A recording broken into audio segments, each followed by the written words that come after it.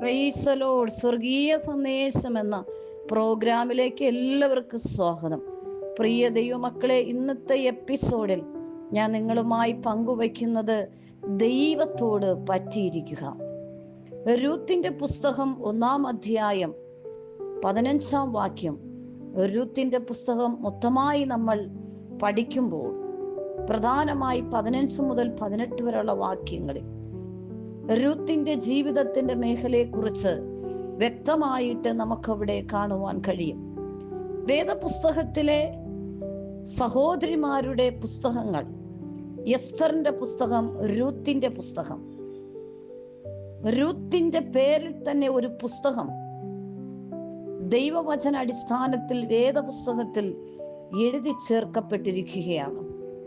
അതിനർത്ഥം രൂത്തിന്റെ ജീവിതത്തിന്റെ മേഖലകളിൽ വളരെ പ്രതികൂലങ്ങളുടെയും പ്രതിസന്ധികളുടെയും സത്യദൈവത്തെ ആരാധിക്കുന്ന ഒരു ദേശത്തിൽ അല്ല അവളുടെ ദേശമായിരുന്നത്. മോഭാബ് എന്ന് പറഞ്ഞ ദേശത്തിലാണ്. മഗ്ലോന്റെ ഭാര്യയായിരുന്നു രൂത്ത്. മഗ്ലോൻ തൻ്റെ ജീവിതത്തിൽ നിന്നും നഷ്ടപ്പെട്ടു കഴിഞ്ഞപ്പോൾ ബോബസ് എന്ന പുരുഷനുമായി വിവാഹം നടക്കപ്പെടുകയും ബത്ലഹേമിലേക്ക് തനിക്ക് വന്ന് താമസിക്കുവാനും ബത്ലഹേമിൽ ഒരു ധനവാനായ പുരുഷന്റെ ഭാര്യയായി ജീവിപ്പാൻ രൂത്തിന്റെ ജീവിതത്തിൽ സ്വർഗത്തിലെ ദൈവം ഭാഗ്യം കൊടുത്തു. ഇങ്ങനെ ഒരു ഭാഗ്യം ബത്ലഹേമിൽ വന്ന് താമസിക്കുവാനും അപ്പത്തിന്റെ നാടായ ബത്ലഹേമിൽ രൂത്തിന് അർഹതയില്ലാത്ത സ്ഥാനത്ത് അർഹതയും ആ പട്ടണത്തിൽ അവൾ അനുഗ്രഹിക്കപ്പെടുവാനുമുള്ള പ്രധാന കാരണം അവളുടെ ജീവിതത്തിന്റെ തകർച്ചയുടെ നടുവിൽ അവൾ ദൈവത്തോട് പറ്റിയിരിക്കുന്ന ഒരു സഹോദരിയായിരുന്നു. താൻ താമസിച്ച ദേശത്ത് വെച്ച് എലീമേലെക്കിന്റെ മകനായ മഗ്ലോന്റെ ഭാര്യയായിട്ട് വിവാഹം കഴിഞ്ഞ് ജീവിക്കുമ്പോൾ, മഗ്ലോൻ ലോകത്ത് നിന്ന് മാറ്റപ്പെട്ട് കഴിയുമ്പോൾ, എലീമേലെക്കിന്റെ ഭാര്യയായ നവോമിയുമായിട്ട് രൂത്ത് മോഭാബ് ദേശത്തേക്ക് ഒരു വിധവയായിട്ട് വന്ന് കാലപുറക്കി ജീവിക്കുവാൻ തീരുമാനിച്ചു. പക്ഷേ അവൾ ഒറ്റ കാര്യം തീരുമാനിച്ചു. നവോമിയോട് താൻ പറഞ്ഞു, നിന്റെ ദൈവം എൻ്റെ ദൈവം, നീ മരിച്ചടക്കപ്പെടുന്നിടത്ത് ഞാനും മരിച്ചടക്കപ്പെടും, മരണത്താൽ അല്ലാതെ ഞാൻ നിന്നിൽ നിന്നും വേർപെട്ടു പോകയില്ല. അതായത് ഞാൻ നിന്നോടുകൂടെ ചേർന്നിരിക്കും. അമ്മായിയമ്മയോടുകൂടെ ചേർന്നിരിക്കുന്നതോടൊപ്പം അവൾ പ്രധാനമായിട്ടും അവിടെ എടുത്തു പറയുന്നു, നിന്റെ ദൈവം എൻ്റെ ദൈവം, ഞാൻ ദൈവത്തോടുകൂടെ ചേർന്നിരിക്കും.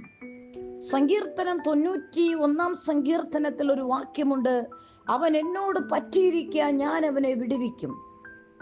ഏതൊരു തകർച്ചയുടെ നടുവിലും ദൈവത്തോട് പറ്റിയിരിക്കുന്ന ഒരു ദൈവ പൈതലെ, നിന്റെ ജീവിതത്തിന്റെ മേഖലകളിൽ നീ മനുഷ്യനോട് ചേർന്നിരിക്കാതെ, നീ മനുഷ്യനിൽ ആശ്രയം വെക്കാതെ, നിനക്കൊരു തകർച്ചയോ നന്മയോ ഏത് പ്രതിസന്ധിയിലും നീ ദൈവത്തോടുകൂടെ പറ്റിയിരിക്കുന്നുവെങ്കിൽ നിന്റെ ജീവിതത്തിന്റെ മേഖലകളിൽ നീ അർഹിക്കാത്ത നന്മകളാൽ സ്വർഗത്തിലെ ദൈവം നിന്നെ നിറയ്ക്കും.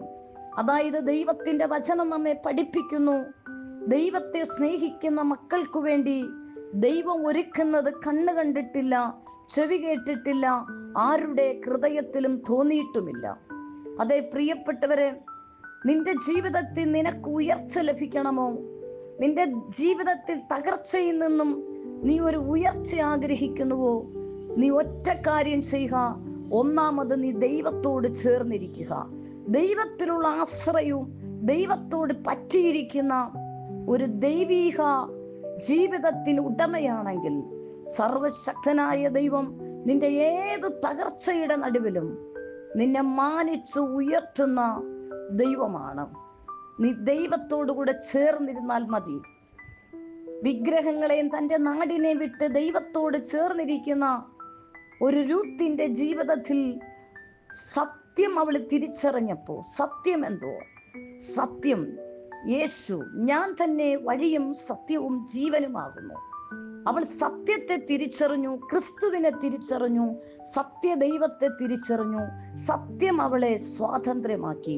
തകർച്ചയിലും തളരാതെ ദൈവത്തോട് നീ ചേർന്നിരിക്കുക. നിന്റെ ഏത് പ്രതിസന്ധിയിലും ദൈവത്തോടുകൂടെ നീ ചേർന്നിരുന്നാൽ സർവശക്തനായ ദൈവം നിന്റെ ജീവിതത്തിന്റെ മേഖലകളിൽ, അർഹിക്കാത്ത മേഖലകളും നന്മകളും അനുഗ്രഹങ്ങളും ഈ ഭൂമിയിൽ മാത്രമല്ല വരാനുള്ള നിത്യത രാജ്യത്തിലും നിന്നെ അവകാശിയാക്കി തീർക്കും.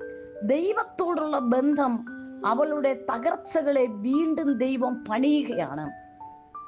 അവളൊരു കുടുംബ ജീവിതത്തിൽ ആദ്യമായി പ്രവേശിക്കപ്പെട്ടു. ആ കുടുംബ ജീവിതത്തിൽ നിന്ന് സത്യദൈവത്തെ അവൾ തിരിച്ചറിഞ്ഞു. വീണ്ടും അവൾക്കൊരു കുടുംബ ജീവിതത്തിൽ തകർച്ച സംഭവിക്കുകയാണ്. പക്ഷെ അവൾ ജീവിതത്തിൽ തകർച്ച വന്നപ്പോൾ അവൾ വിട്ടുകളയാതെ ജീവന്റെ ദൈവമായ ദൈവത്തോടുകൂടെ ചേർന്നിരുന്നു. സത്യം തിരിച്ചറിഞ്ഞു, സത്യത്തിൽ അവൾ ചേർന്നിരുന്നു. ആ ദൈവം അവളെ സ്വാതന്ത്ര്യമാക്കുക മാത്രമല്ല, അനുഗ്രഹിക്കപ്പെട്ടവളായി എല്ലാ മേഖലയിലും അർഹതയില്ലാത്ത നന്മകളും അനുഗ്രഹങ്ങളും സ്വർഗത്തിലെ ദൈവം രൂത്തിന് കൊടുക്കുന്നു. എന്നെ കേൾക്കുന്ന പ്രിയപ്പെട്ടവരെ, നിന്റെ ജീവിതത്തിൽ ഏതൊരു തകർച്ചയുടെ നടുവിലും നീ ഒറ്റ കാര്യം ചെയ്, ദൈവത്തോട് പറ്റിയിരുന്നാൽ മാത്രം മതി. സർവശക്തനായ കർത്താവ് നിനക്ക് വേണ്ടി അത്ഭുതം ചെയ്യും. അവൻ എന്നോട് പറ്റിയിരിക്കുക, ഞാൻ അവനെ വിടുവിക്കും. യേശുവിനോടുകൂടെ പറ്റിയിരുന്നാൽ മാത്രം മതി. ഏതു തകർച്ചയിൽ നീ കർത്താവിനോട് ഉറച്ചു നിൽക്കും. തകർന്നു പോകാതെ, തളർന്നു പോകാതെ നീ ക്രിസ്തുവിൽ ഉറച്ചു നിൽക്ക്. കർത്താവ് നിനക്ക് വേണ്ടി അത്ഭുതം ചെയ്യും. ക്രിസ്തുവിനോട് നീ ചേർന്ന് നിൽക്ക്. ലോകത്തോട് ചേരാതെ, മനുഷ്യനോട് ചേർന്ന് നിൽക്കാതെ, സമ്പത്തിനോട് ചേർന്ന് നിൽക്കാതെ, പദവികളോട് ചേർന്ന് നിൽക്കാതെ ക്രിസ്തുവിനോട് ചേർന്ന് നിൽക്ക്. കർത്താവ് നിന്റെ ജീവിതത്തിൽ തകർച്ചകളെ മാറ്റി നിന്റെ ജീവിതത്തിൽ നിറവും അനുഗ്രഹം നൽകി പരിശുദ്ധാത്മാവ് നിന്നെ വിടുവിക്കും. കർത്താവെ, ജനത്തിനായി സ്തോത്രം. ഈ ശബ്ദം കേൾക്കുന്നവർ ആരെങ്കിലും ഏതെങ്കിലും മേഖലയുടെ സാമ്പത്തിക തകർച്ചകളിലോ, കുടുംബ തകർച്ചകളിലോ, ജോലി മേഖലയുടെ തകർച്ചകളിലോ, ബാധ്യതകളുടെ തകർച്ചകളിലോ, ബിസിനസ് തകർച്ചകളിലോ, വിദ്യാഭ്യാസ തകർച്ചകളിലോ ആരെങ്കിലും ഭാരപ്പെടുന്നുവെങ്കിൽ യേശുവിന്റെ നാമത്തിൽ അവരുടെ ജീവിതത്തിൽ സ്വസ്ഥതയും സമാധാനത്തെ ഞാൻ പ്രഖ്യാപിക്കുന്നു. ദൈവീക വിടുതലും സ്വസ്ഥതയും സമാധാനവും ഈ കുടുംബത്തിൽ വെളിപ്പെടട്ടെ. ഇവരെ ഞാൻ അനുഗ്രഹിക്കുന്നു യേശു ക്രിസ്തുവിന്റെ നാമത്തിൽ തന്നെ. Amen. God bless you. Amen.